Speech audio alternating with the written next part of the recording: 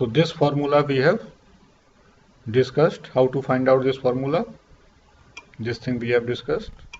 By using final value theorem, we have got this formula. We are discussing static performance of speed governor.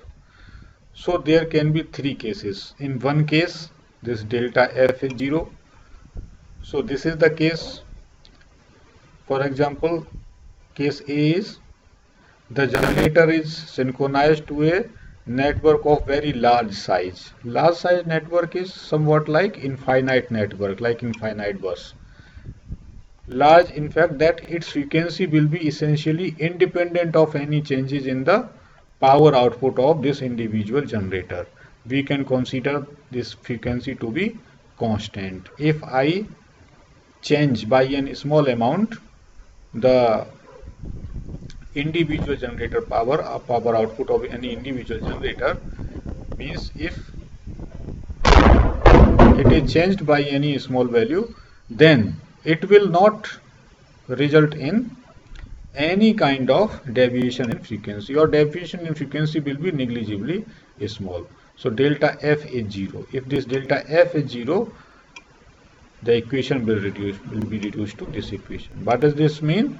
For a generator operated at a constant speed, okay, forced means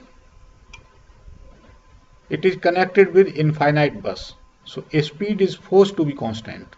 We thus have a direct proportionality between the turbine power and reference power setting.